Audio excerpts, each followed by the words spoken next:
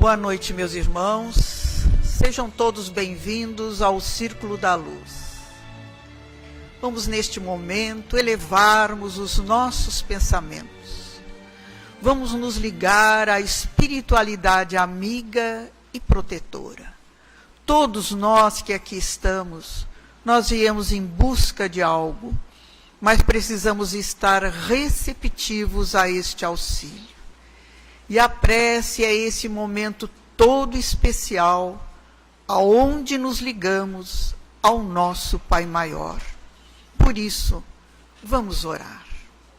Pai nosso que estais em toda parte, santificado seja o teu nome, venha a nós o teu reino, seja feita a tua vontade, assim na terra como no espaço. O pão nosso de cada dia, dá-nos hoje. Perdoa as nossas dívidas, assim como nós perdoarmos aos nossos devedores. E não nos deixes, Pai, cair nas tentações. Livra-nos de todos os males, pois teu é o reino, é o poder, é a glória para sempre. Que assim seja. Em nome de Deus, de Jesus, da cúpula espiritual do Círculo da Luz, nós damos por abertos trabalhos de desobsessão coletiva da noite de hoje. Ainda envoltos na prece, vamos mentalizar os nossos lares e todos aqueles irmãos que conosco lá convivem. O nosso pai, a nossa mãe, o marido, a esposa, os filhos, os irmãos, também aquela pessoa que nos auxilia nos trabalhos domésticos, a fim de que a espiritualidade maior possa ir até os nossos lares e de lá retirar aquelas entidades que não têm mais um corpo físico, mas que não conseguem compreender a sua nova situação e nos deixam aquela carga de fluidos pesados e enfermiços. Que estes irmãos possam ser levados no trabalho lá embaixo, onde os médiuns estão reunidos, a fim de que possam ser assistidos, doutrinados, esclarecidos e levados ao plano espiritual. Por isso, irmãos, auxiliemos a espiritualidade a higienizar os nossos lares, mentalizando cada irmão que conosco lá convive, cada peça do nosso lar.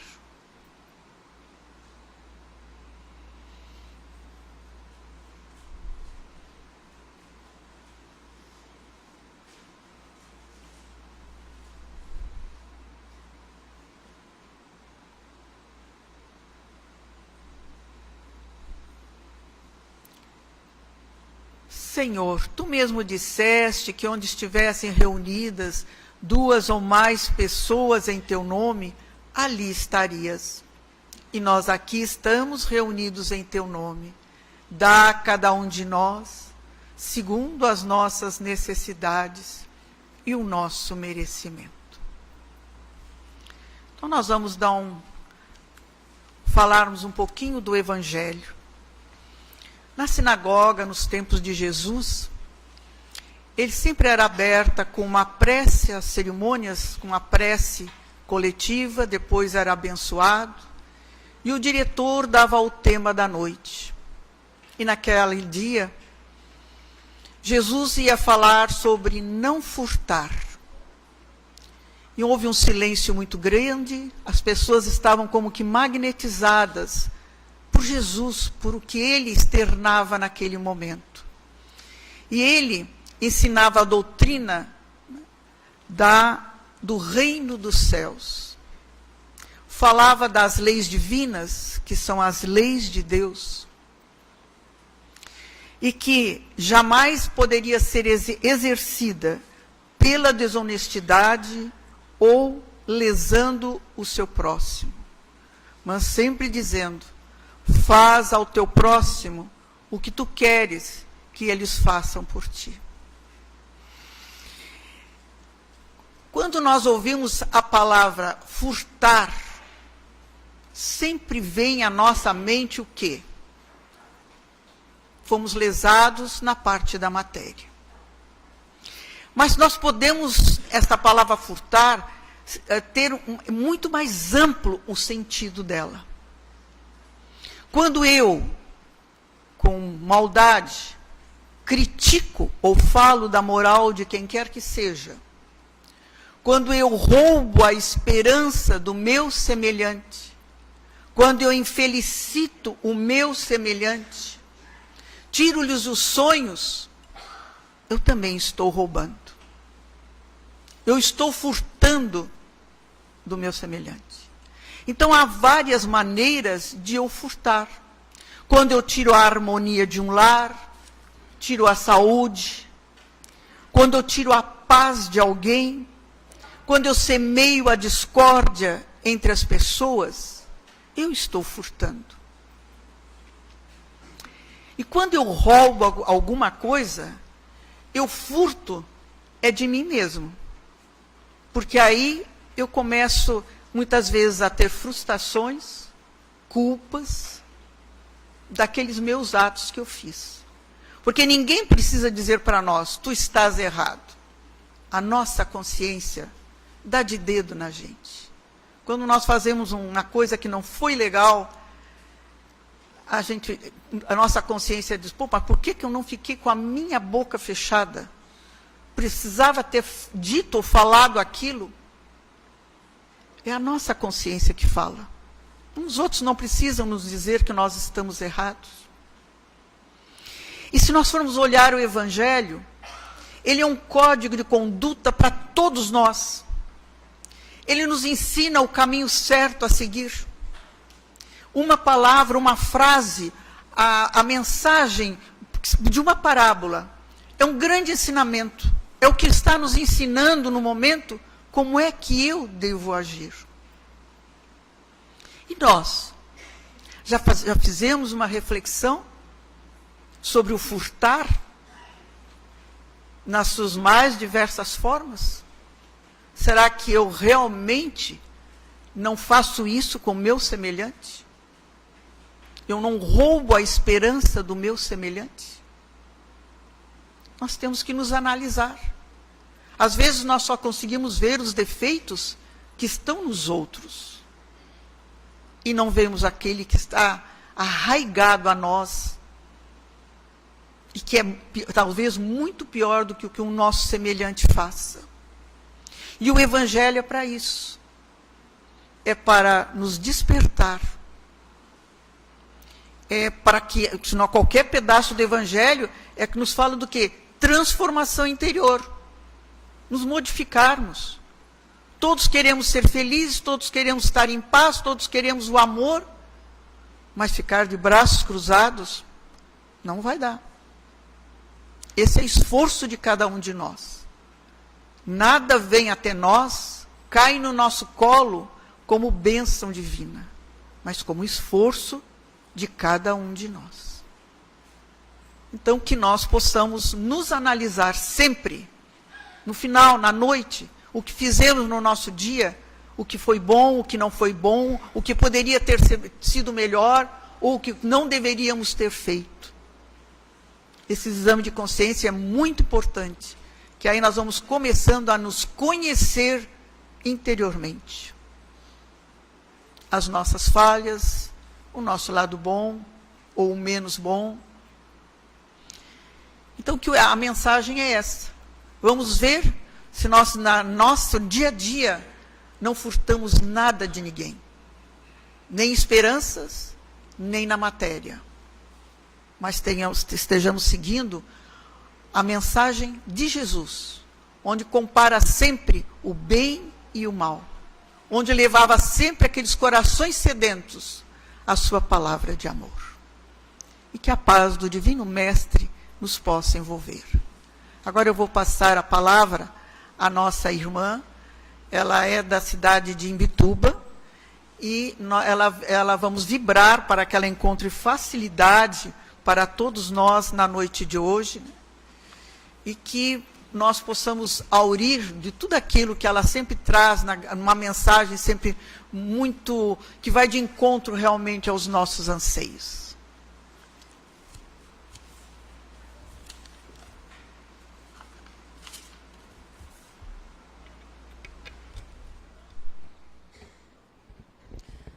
Amados irmãos, boa noite a todos. É com muita alegria que eu venho sempre aqui a Criciúma. Sei que é uma cidade quente, né? A gente que vem da praia dá até raiva, né? Mas vocês devem saber que quem passa o verão em Criciúma, para entrar no céu, paga só meia entrada. Então vocês não se preocupem que nada é em vão. É importante, essa questão que a nossa irmã Esther estava comentando a respeito do furto, me lembrou uma história do Chico, que um conhecido que tinha um escritório de contabilidade teve o consultório arrombado e teve tudo que era de valor foi roubado. E ele foi se queixar para o Chico Xavier. E aí o Chico ouviu, né, todas as lamentações dele, né, obviamente. Aí quando ele deu uma pausa, o Chico disse assim: "Ah, meu irmão, é tão bom poder devolver. Nada é acaso, né? Então, quando nós estamos nos referindo a coisas materiais, nós sabemos que nós temos que agradecer por tudo. Mas sempre com o cuidado, como a nossa irmã colocou ali, de que nós não incorramos em novas faltas. Porque nós, embora nós estejamos aqui num plano que é um plano material, e um plano material tem os seus desafios, todos nós os temos, não significa que nós estamos aqui exclusivamente para sofrer. Embora todos nós tenhamos as nossas cotas. Mas o que transforma um desafio em sofrimento é a forma como ele é encarado. E são essas lições que os amigos espirituais tentam nos dar. A forma como nós vemos as coisas. A ótica com que nós analisamos as coisas, ela é determinante. Se nós vamos ter uma trajetória terrena mais tranquila ou mais atribulada. Então, eu lembro que eu escutei numa palestra uma vez que o Haroldo Dutra Dias estava contando de uma experiência que foi feita, aliás, uma dinâmica que foi feita numa empresa. E nessa empresa eles reuniram os trabalhadores e lá eles nessa dinâmica entregaram para cada um balão. Alguns de vocês já devem ter até feito essa dinâmica aí no local de trabalho de vocês. Pediram que cada um enchesse o seu balão. Aí começaram a encher, alguns estouraram, né? Óbvio, né? Sempre tem um que é exagerado, né? Aí foram substituídos. E depois que todos estavam com o balão cheio, amarraram, ele pediu que eles erguessem os balões. E entregou na outra mão de cada pessoa um palito de dentes. Os olhinhos já começaram a brilhar, né? O pessoal já começou a olhar para o outro, porque a mente humana trabalha mais ou menos assim. Existe uma lógica no nosso pensamento. Então, assim, balão e palito, tem tudo a ver, né? Então, a nossa mente funciona mais ou menos dentro desta lógica. E ele diz assim, bom, nós vamos começar o exercício. Eu só vou dar uma orientação para vocês. Protejam o seu balão.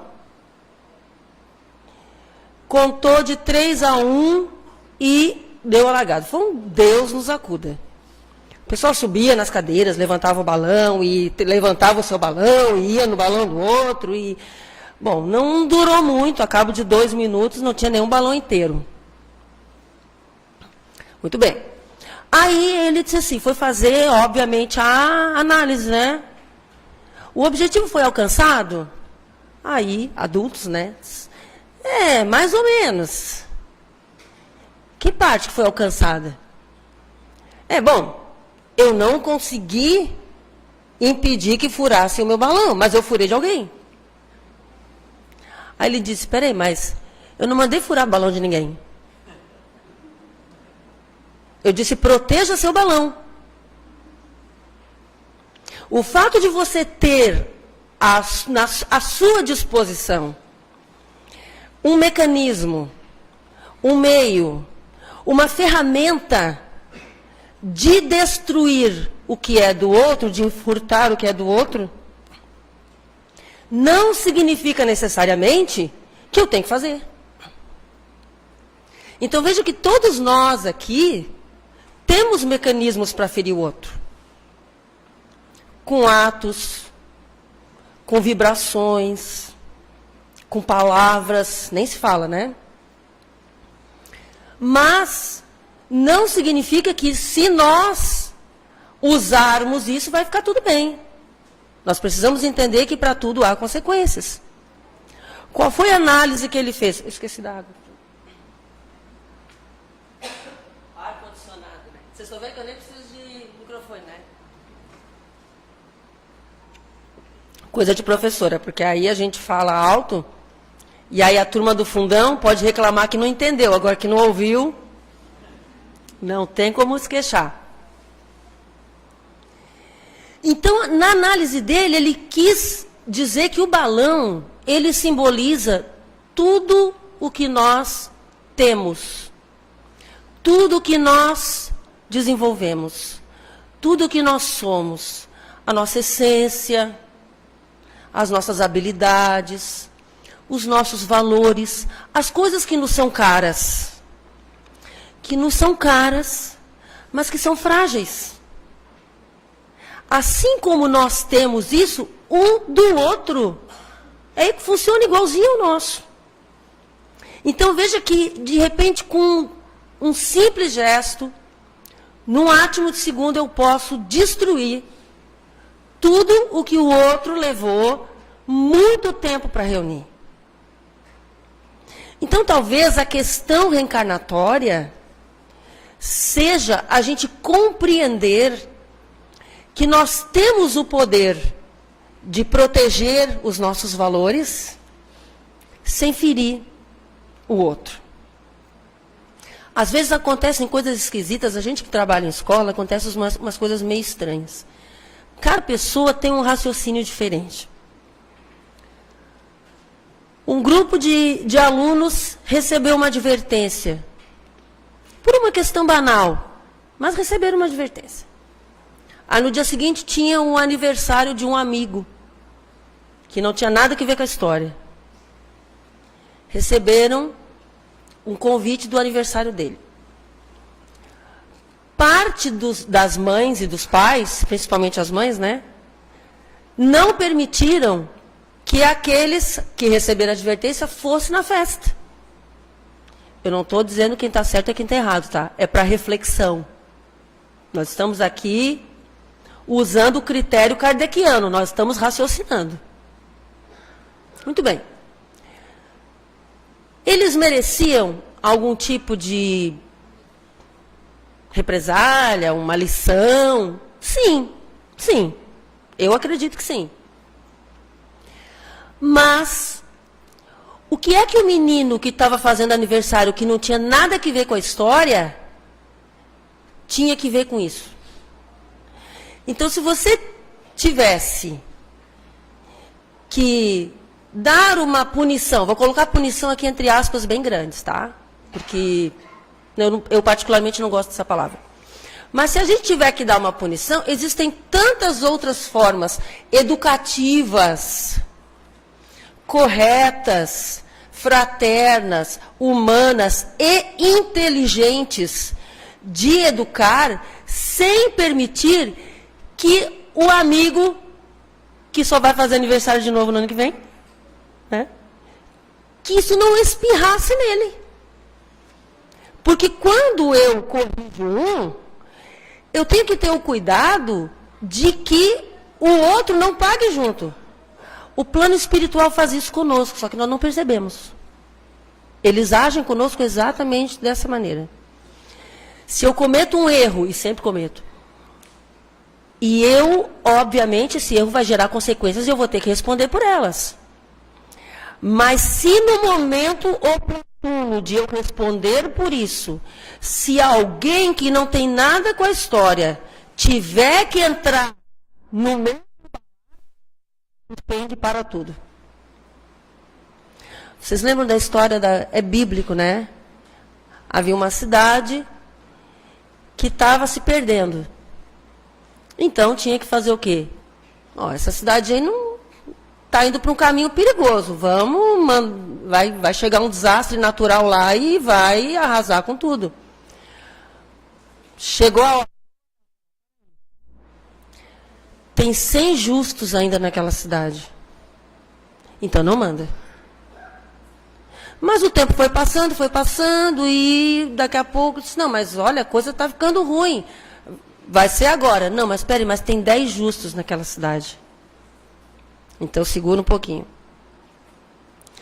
Passa o tempo, vamos lá, como é que está? Não, mas ainda tem um justo naquela cidade.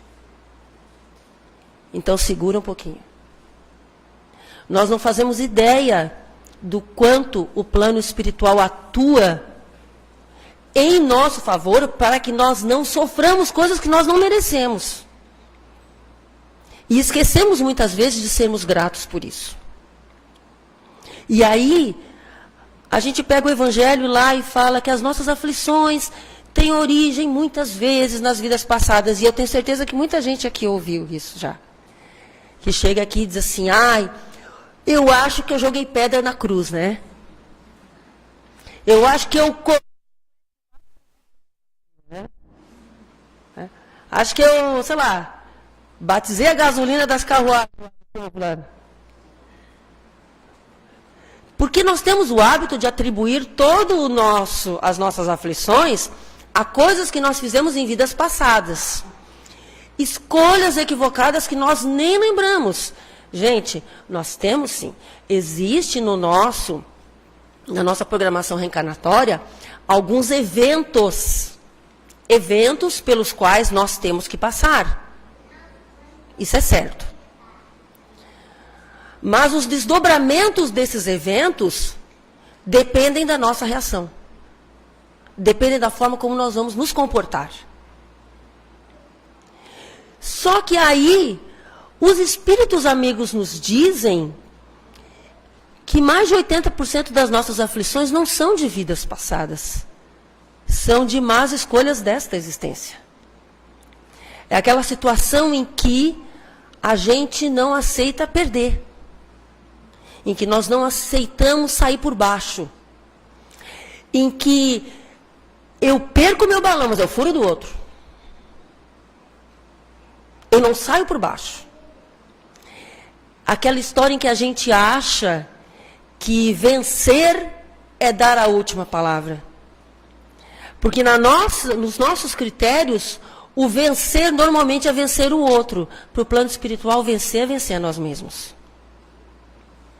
Então, eu tenho um livro que eu gosto muito, eu recomendo a leitura deles, vocês vão gostar muito, garanto. Tá? Olha, eu não desejo para os outros que eu não quero para mim.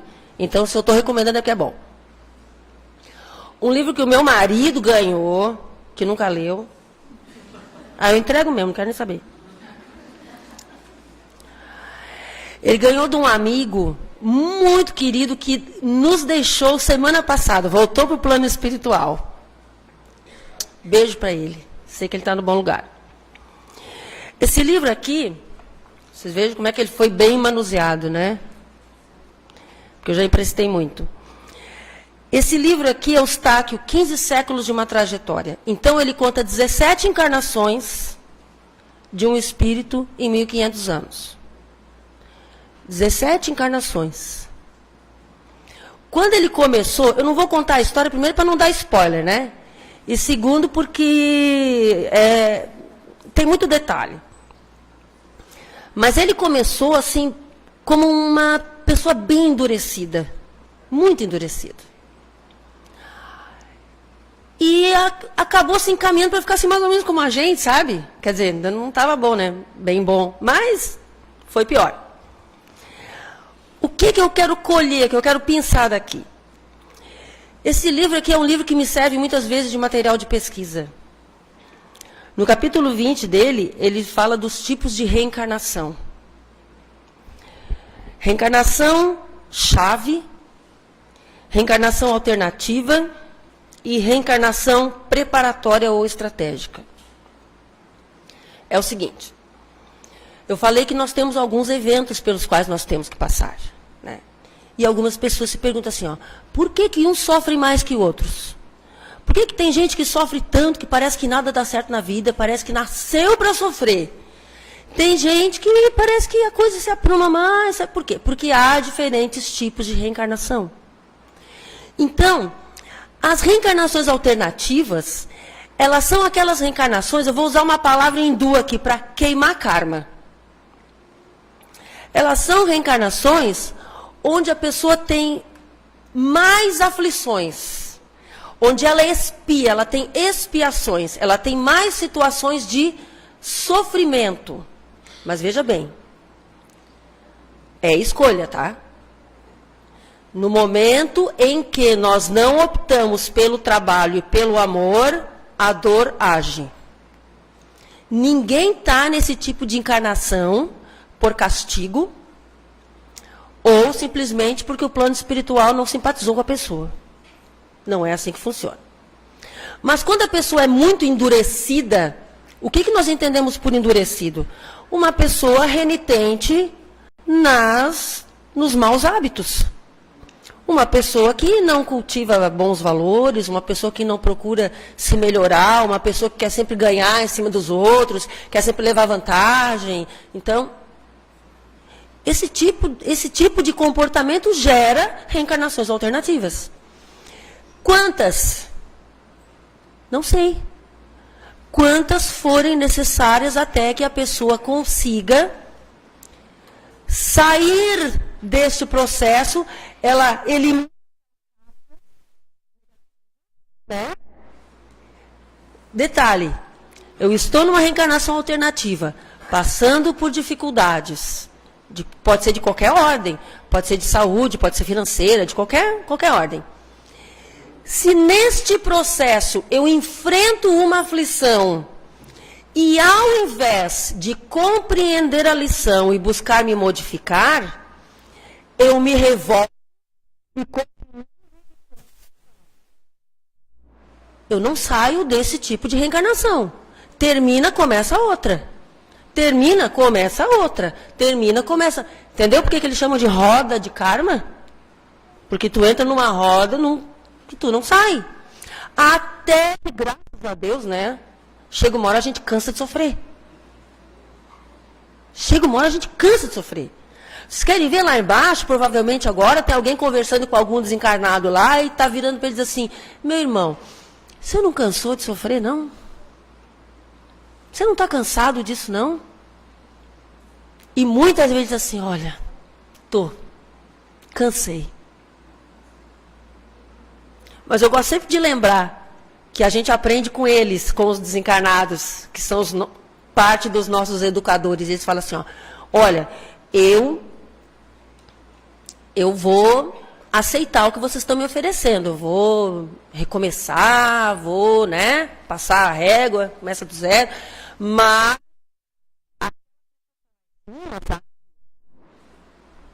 ela não quer.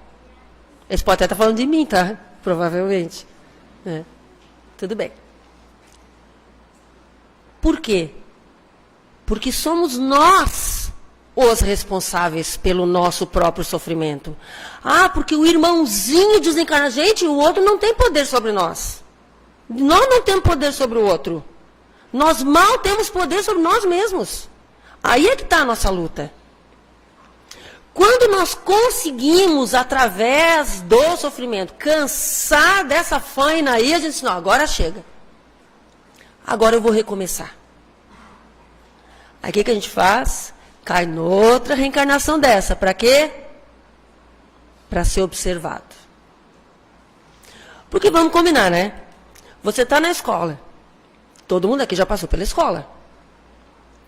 Você recebe uma lição. Aí depois que recebe a lição, o professor bate nas costas assim, tá bom, querido, pode passar para a série seguinte. É assim que funciona? Só as pessoas tiver biruta. Não, calma aí que nós vamos aplicar uma prova. E aí a gente, vamos ver qual vai ser o resultado disso. A prova é o que eles chamam de reencarnação preparatória ou estratégica. Ou seja, como você já queimou muitas das aflições, as aflições são menores. Vocês devem estar todos pensando assim, qual delas que eu estou agora, né? Qual será? Não sei. Vai ter um número menor de aflições, mas vai, por quê? Porque são os testes. E a forma como você encara isso, a forma como você responde, como tu reages a isso, é você aprendeu a lição ou não. Se naquele momento você se revolta e você começa alternativa, vocês vejam como é que é complicado. A vida tem que ser eterna mesmo, né? Nós temos que ser imortal mesmo, porque desse jeito, se nós não fomos, imagina, se nós não fôssemos imortais, não dava para encarar isso tudo. Supondo, e esperamos que, a gente seja bem sucedido numa reencarnação preparatória. Aí nós somos encaminhados para uma reencarnação chave. A reencarnação chave, ela é assim. Ela não tem tanto sofrimento, mas ela tem testes. Ela tem testes.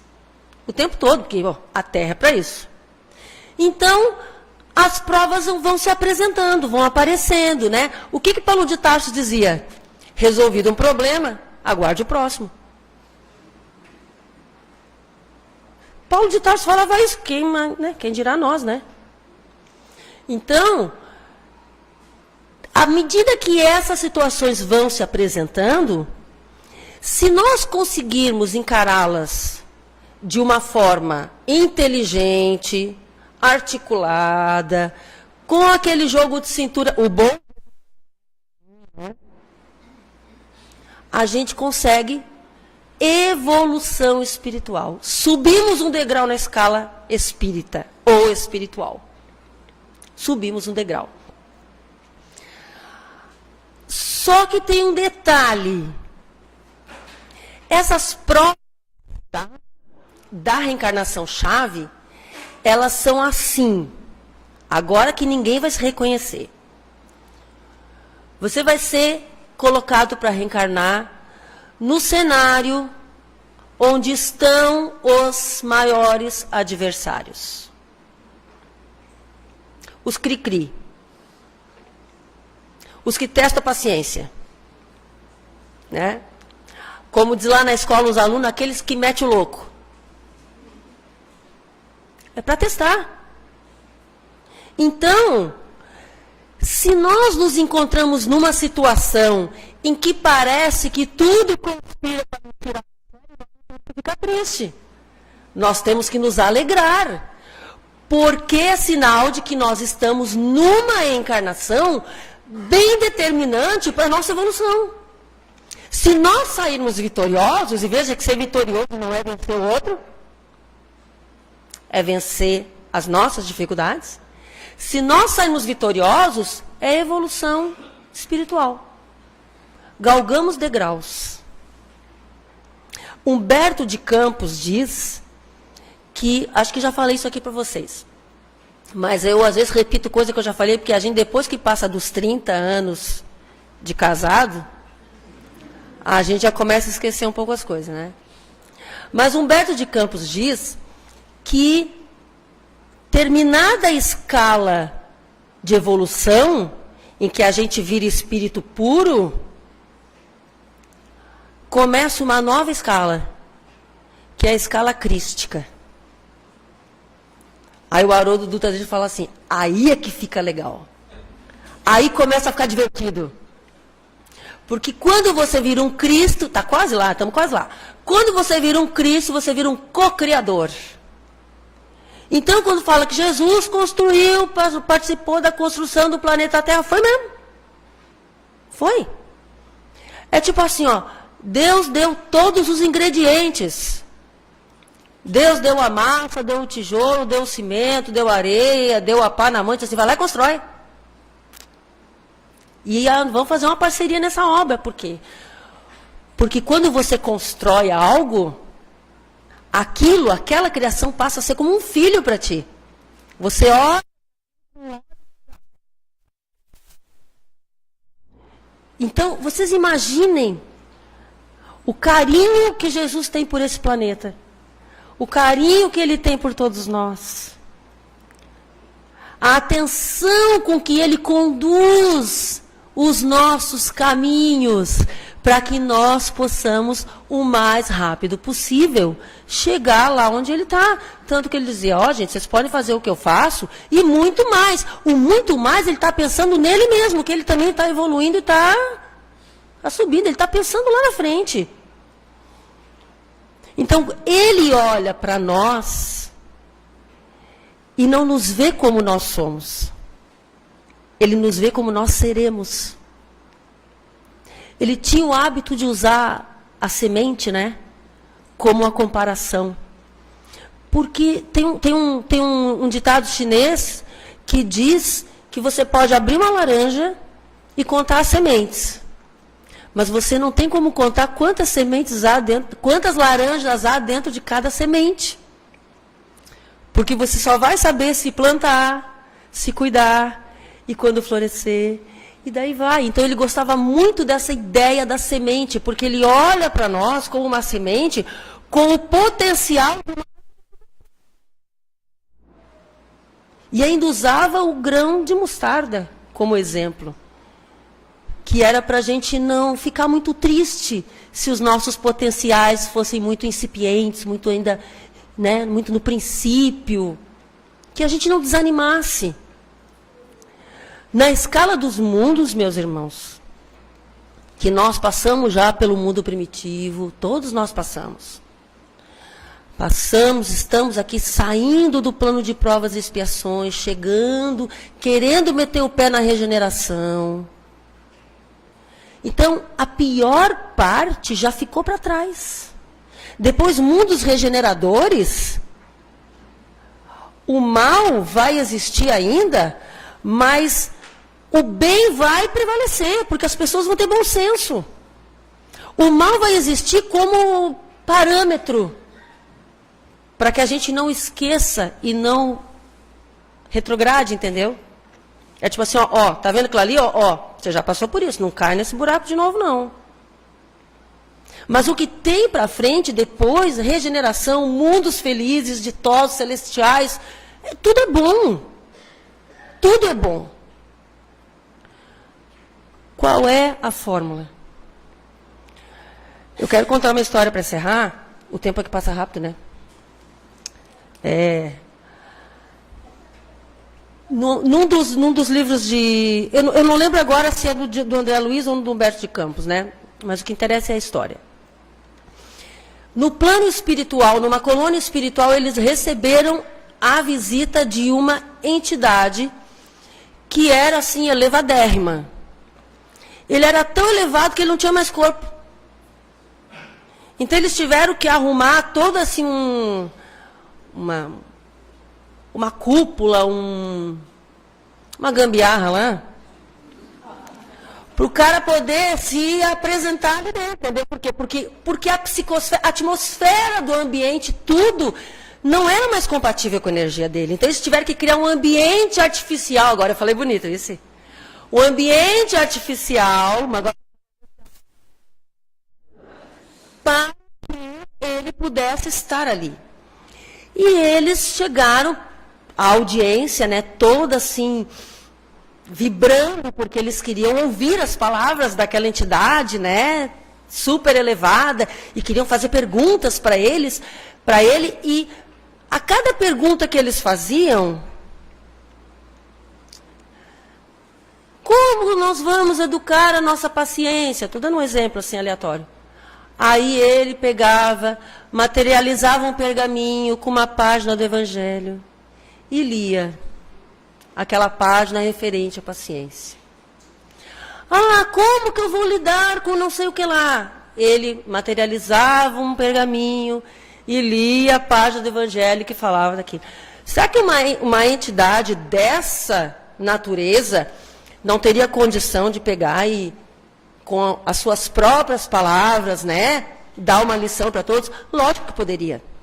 Mas a primeira lição que ele deu foi a da humildade. E a segunda é que a resposta de tudo está no Evangelho. A resposta a qualquer coisa está no Evangelho. Então, na hora que você se sentir angustiado, abra o Evangelho.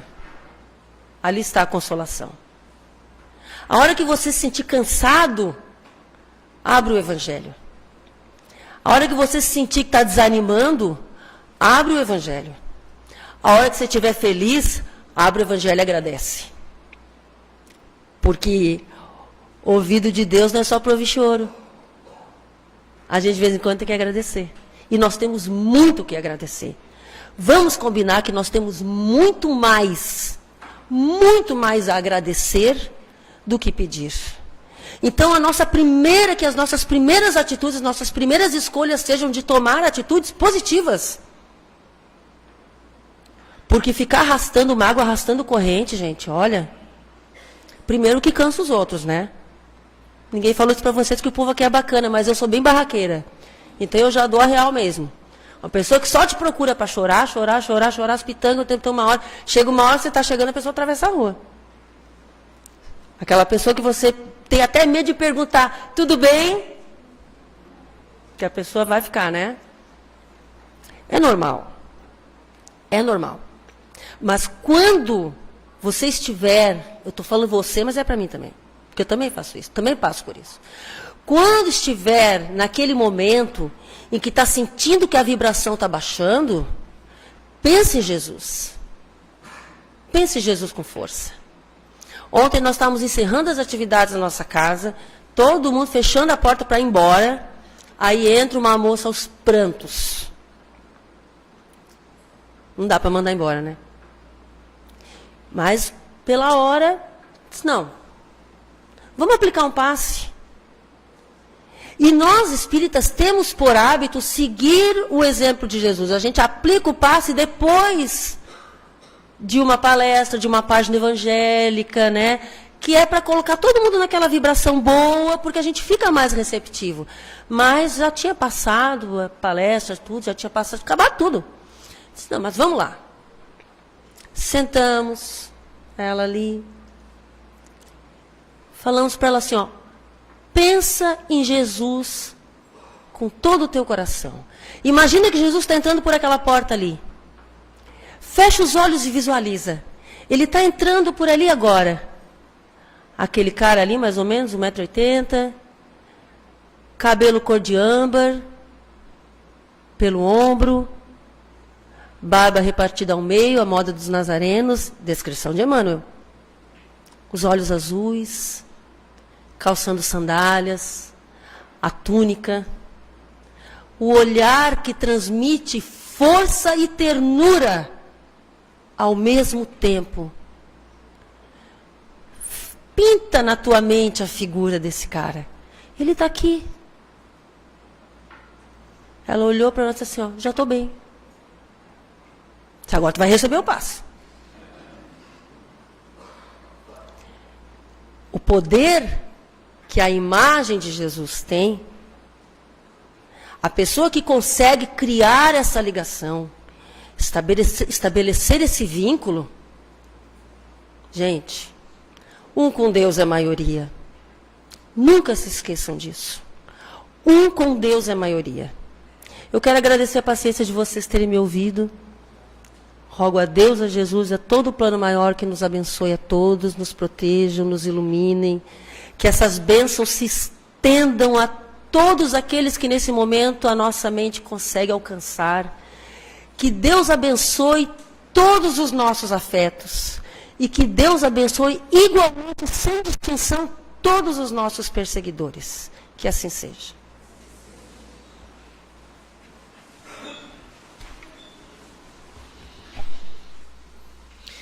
Agradecemos assim a nossa irmã Roberta pela mensagem que deixou para todos nós, como uma forma também de fazermos uma reflexão nas nossas vidas. Que Deus a abençoe.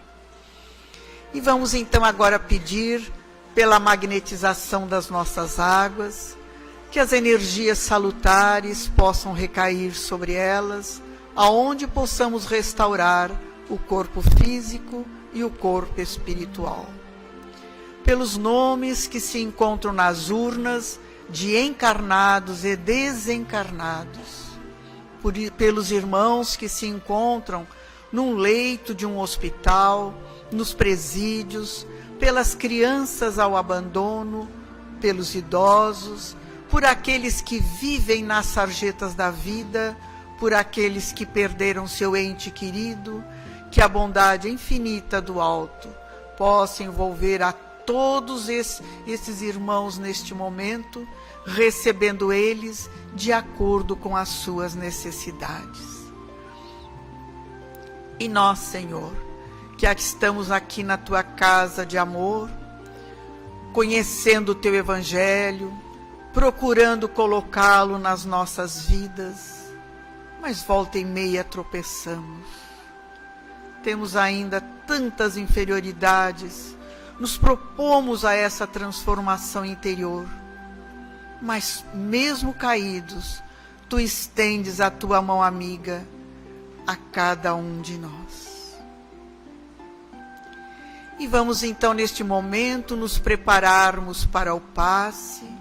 O passe é a transfusão de energias, onde a espiritualidade amiga e superior envolve a cada um de nós neste momento, para que possamos receber das energias para o refazimento do nosso corpo físico, para termos aquela paz que tanto almejamos, aquela harmonia interior que estamos a buscar. O momento do passe é um momento de amor do nosso Pai para conosco. E vamos sentir como uma luz a penetrar todo o nosso ser, a entrar pelo nosso centro coronário, frontal, laríngeo, cardíaco, esplênico, gástrico, genésico. Vamos nos reabastecer do amor divino. E unidos que aqui estamos num só sentimento e num só coração, a Ti elevamos, Senhor, nossa prece de gratidão. Pai nosso que estais em toda parte, santificado seja o Teu nome. Venha a nós o Teu reino, seja feita a Tua vontade, assim na terra como no espaço.